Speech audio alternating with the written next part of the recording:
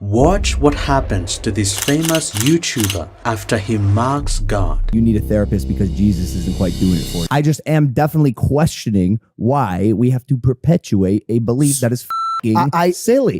Because I'll be honest with you, bro, Jesus Christ, I defamed Jesus and God and I felt his wrath. The following 3 weeks have been the hardest period of my life. Started off in Qatar. I got violent food poisoning. Camera taken away at the airport. Get to my hotel, it's just little things here and there. Things aren't showing up. We misscheduled. Next day got alcohol poisoning. Our luggage was delayed, so we had no clothes to get to our events. Qatar was the first time I felt the wrath of God. And if you think he's the only one that has mocked God and faced God's wrath, you'd be very mistaken. Take a look at this. Here is a list of people who have faced more severe consequences as a result of their God mockery. Stay tuned, for the last one on this list is the most shocking. First, this is Tancredo Neves, a former elected president of Brazil. It is reported that during his campaign, he said that if he got 500,000 votes from his party, not even God would remove him from the presidency. He did get the votes to become the president, but here is the shocking thing that happened to him. He got sick a day before he was sworn in as president and died soon after. Here's another example. Do you remember the Titanic?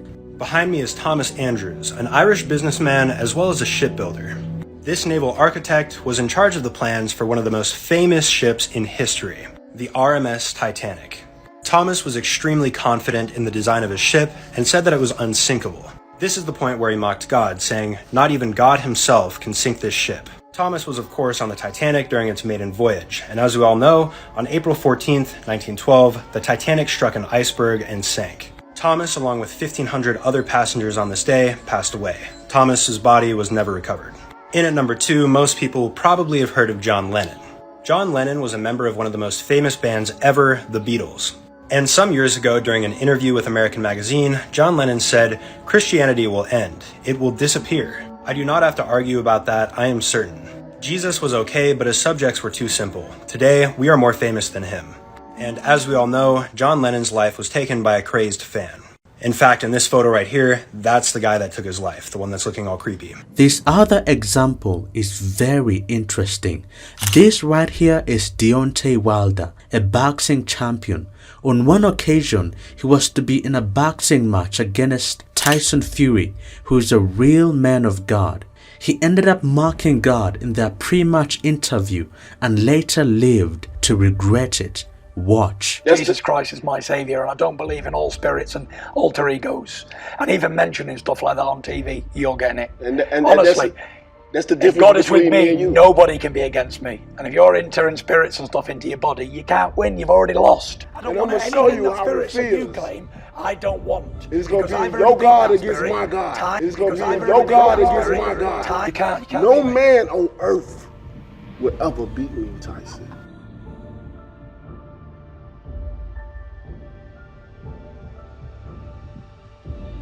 Before destruction, the heart of man is haughty. And win the first couple rounds. A right hand, down goes Wilder! Wilder. Down goes Wilder! He's knocked down! Oh my goodness! 7, 8 of Deontay Wilder. Wow. Fury, like I told him, he had pillows as fists. Wilder's legs are not underneath him.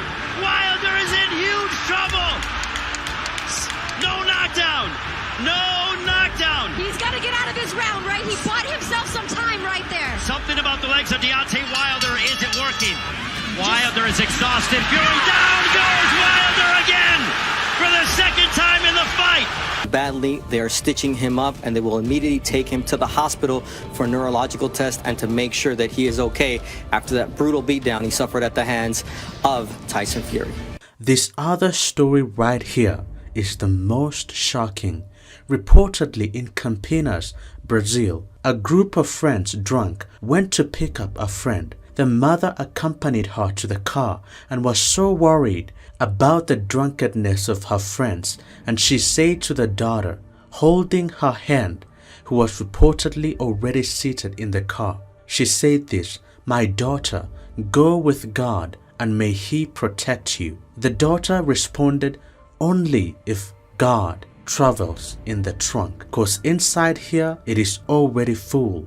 Hours later, the news came that they had been involved in a fatal accident and everyone had died. The car they were traveling in could not even be recognized as what type of car it had been, but surprisingly, the trunk was intact. The police said there is no way the trunk could have remained intact. To their surprise, inside the trunk was a crate of eggs and none of them broke. That right there is wild. I mean, how prideful and ignorant do you have to be to disrespect the one who gives you your daily breath, the one who causes the food that you eat to grow, the one who, as described by Jesus, even has the hairs of your head numbered? That's why when I see people mocking God, I usually think, do these people really think through what they're doing, or do they just utter careless words? But still, the question remains, why do people mock God? Well, the short answer is this. And the dominant sin in fallen man is pride, and he will create an image of himself which escapes ultimate condemnation. He will spin a web of delusions about himself that he is good, noble, anything but that his deeds are evil. I want you to listen to this story in the Bible of this foolish king who taught himself as God. This is the king of Tyre in Ezekiel 28. This is what the word says.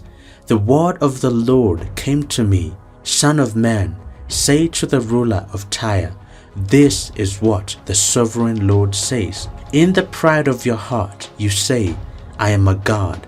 I sit on the throne of a god in the heart of the seas. But you are a mere mortal and not a god, though you think you are as wise as God."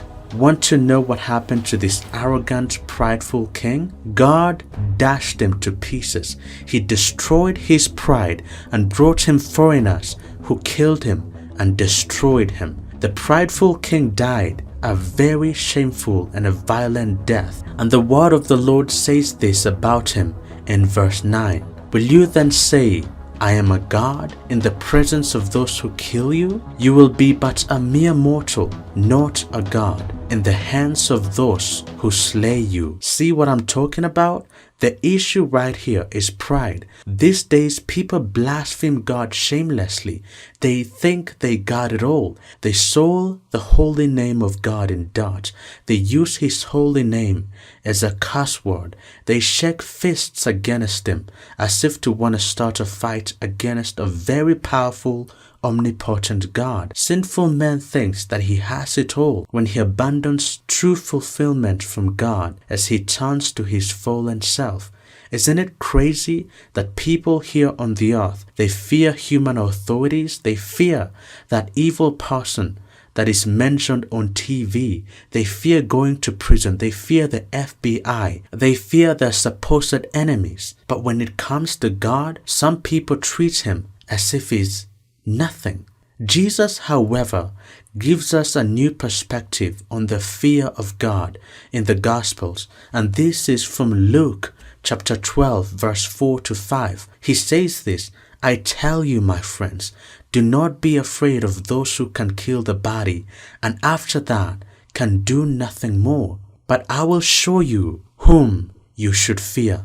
Fear him who, after your body has been killed, has the authority to throw you into hell. Yes, I tell you, fear him." We as human beings, there's one day that is coming when humanity will really see God for who He is. They will see God as the powerful being that He is. They will see God in His glory, and those people who live their entire lives openly rejecting, scoffing at His word, mocking Him, they will wish they would have never spoken those evil words against the holy God That's why we as human beings, we should never see ourselves as powerful apart from God. If we are being honest, and I'm referring to the entire human race here, both the believer and the unbeliever, if we're being honest, in all honesty, we as human beings, we are broken, we are bankrupt, we are nothing without God. See, God is the one that made all things. He says in His word that it is Him that made the entire earth. The earth in its beauty and vastness, especially if you stand in space and behold the magnificent glory that God has given the earth. God made it. He made the earth and everything in it. In fact, there's a verse in the Bible that says that the earth belongs to the Lord and everything it contains. God is the one that made mankind and placed mankind on the earth. He stretched out the heavens with His own hands. He Himself, He holds everything, both visible and invisible, by the power of His word. Wow. Here's an honest question. Why is it in the Bible you will never find it written that we as human beings, we are supposed to figure out life by our own selves? I've never seen a verse where God says, you can do this by your own strength. I've never seen a verse in the Bible where God says, human beings, you can do all these things. You are strong apart from me. God never says that. In fact, it is written over and over again that we should trust in God with all our hearts. Jesus even says in the Gospels that apart from Him, we can do nothing. Apart from Him, we can do absolutely nothing. And the day sinful man realizes this is the day that he will find life. That is why it is written in the Gospel of Matthew chapter 16 verse 25, and this is Jesus speaking. For whoever wants to save their life will lose it, but whoever loses their life for me will find it. See it yet? As I just said, apart from God, we are nothing. The day sinful man will decide to humble himself before God, saying, God, I am nothing without you. And that day he decides to completely rely on God, surrendering himself fully to Him. That is the day that sinful man will find life. See, if we run away from God, if we do evil things that separate us from Him, if we curse Him, we will lose our lives. And by that I mean we'll be separated from the source of life because we have chosen out of our own free will to turn our backs against the only hope that we have. So, when God wanted to create fish, He spoke to the sea. When God wanted to create trees, He spoke to the earth. But when God wanted to create man, He turned to Himself. So God said, let us make man in our image and likeness. Notice, if you take a fish out of the water, it will die. And when you remove a tree from the ground, it also dies. Similarly, when man disconnects from God, he dies. God is our natural environment. We were created to live in His presence. We have to be connected with Him because only with Him life exists. Remember that water without fish is still water, but fish without water is nothing. The soil without the tree is still soil, but the tree without soil is nothing. God without man is still God, but man without God is nothing. Let us stay connected with God.